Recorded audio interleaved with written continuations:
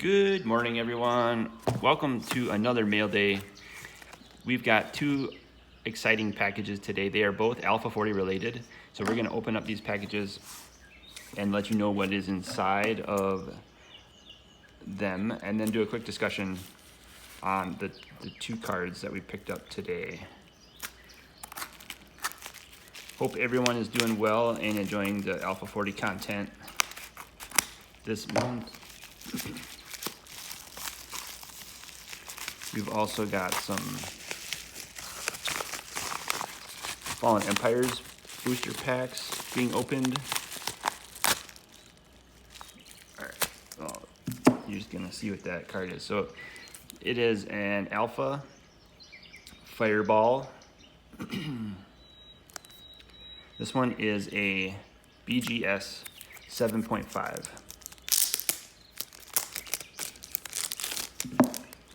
That's card number one. Card number two is in this box.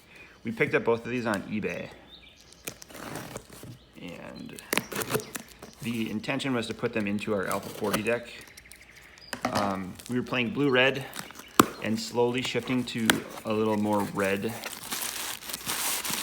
in the deck, but we were short on burn spells, namely Fireball and Disintegrate. So we picked up a few more of those this month to brew with and put into our deck for next month. And so our second card of the week is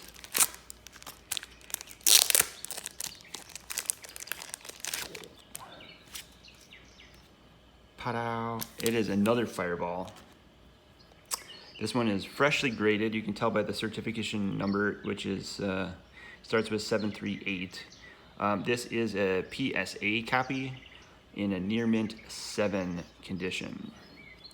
So normally PSA 7s and 8s or BGS 7.5s are not high grade enough to keep graded, or they don't really attract a premium for being in a 7 or a 7.5 holder.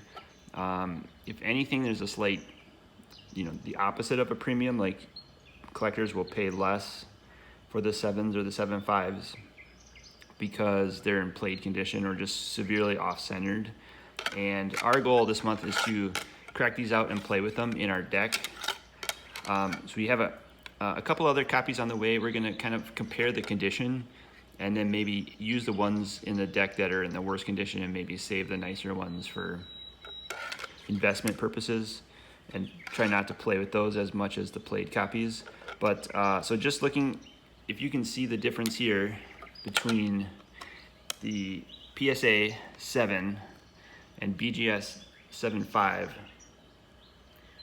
copies, we're gonna discuss real quick the condition differences between these two cards and kind of highlight the reason why I think PSA is a little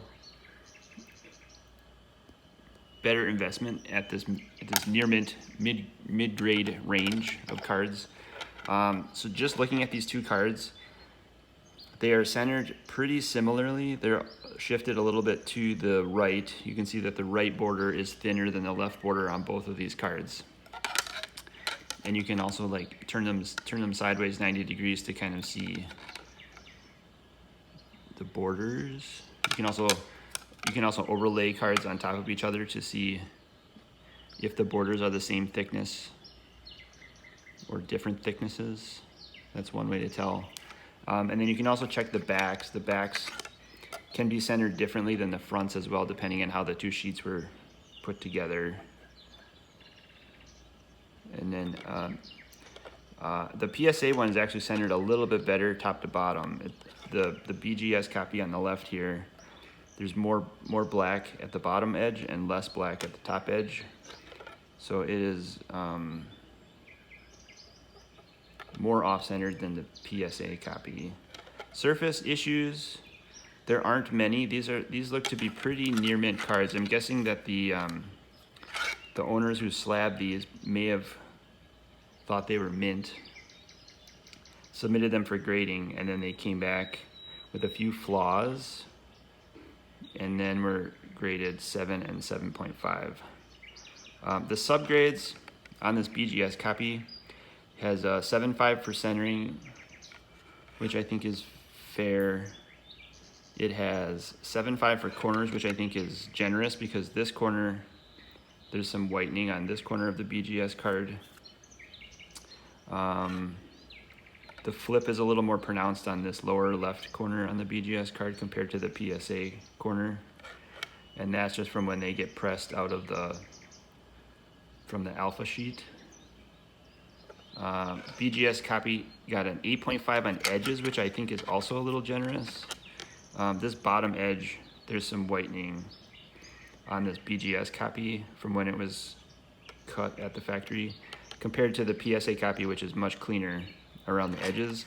And last, subgrade is surface. The BGS copy got an 8 for surface, and it's really hard to tell because BGS puts a little plastic card sleeve inside there, so you just get glare looking at the light. So you really need to take the card out of its holder and check the surface of it.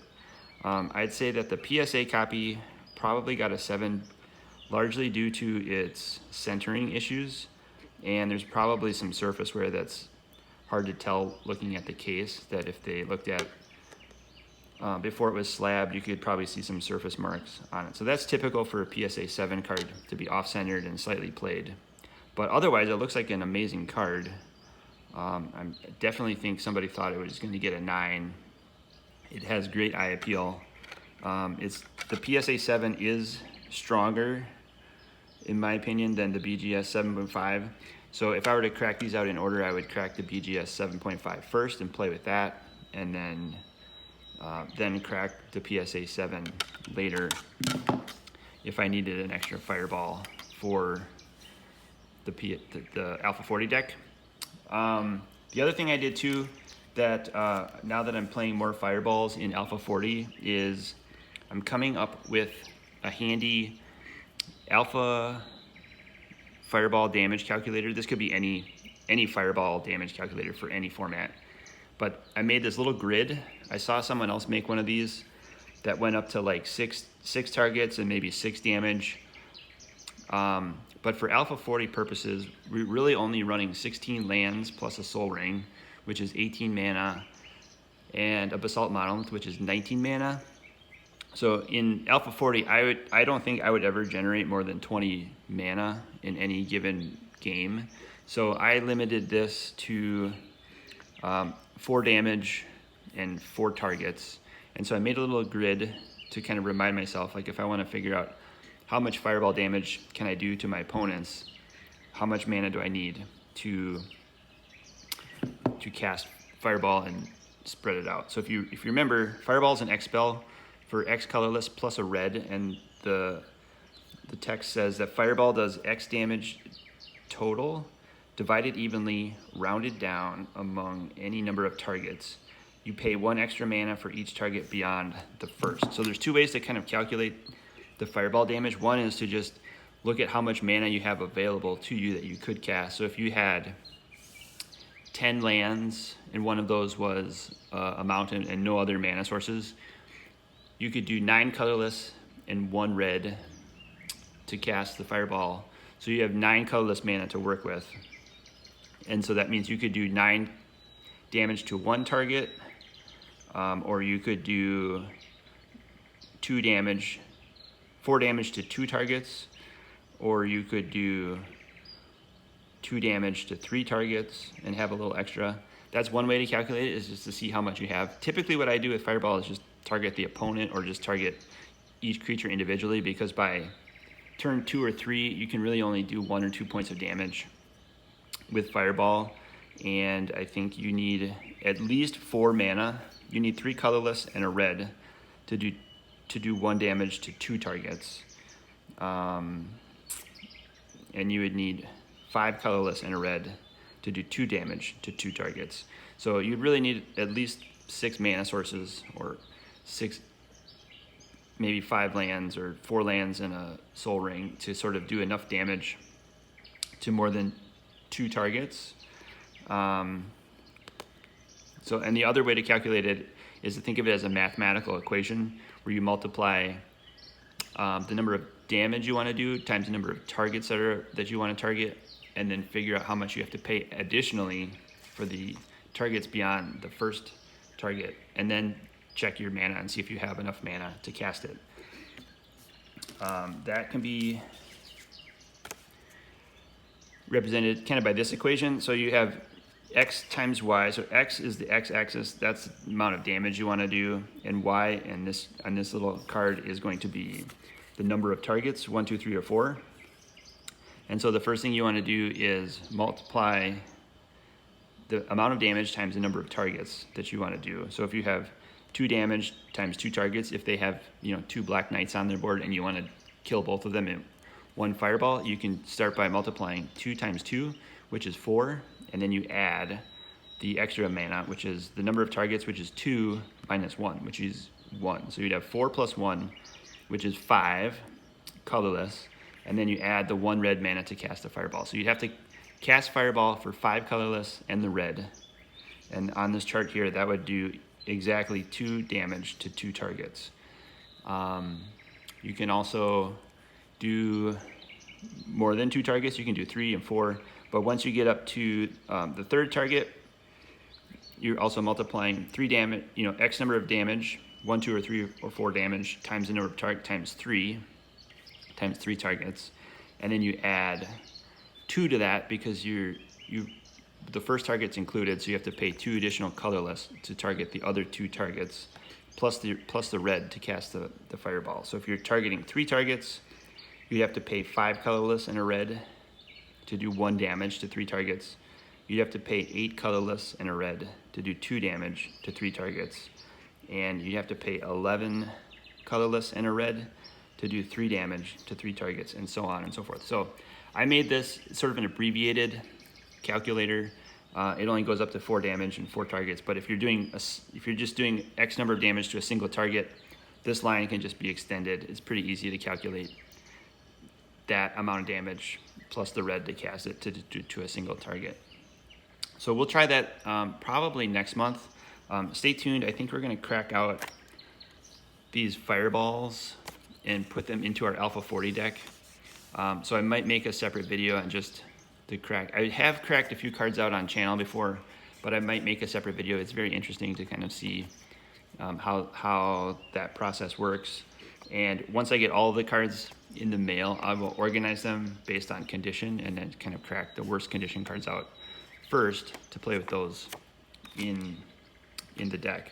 So let me know if this fireball calculator was helpful. You can take a screenshot of this here, and then remember how many mana you need to cast to hit multiple targets with your fireball. You can use that in old school or even just modern Magic if fireball is still playable in modern Magic.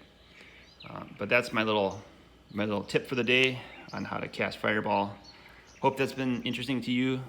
We'll try to record some Alpha 40 matches as well next month and then put those on the channel, so you can probably see us use fireball in action, and the damage calculator will speed up the game and not make us do math all afternoon. So thanks again for watching. Subscribe to the channel if you want other tips like this on alpha graded cards or Alpha 40 decks or fireball. We like fireball on the channel. And like the video if that was helpful to you, and we'll see you in the next video. Thanks everyone.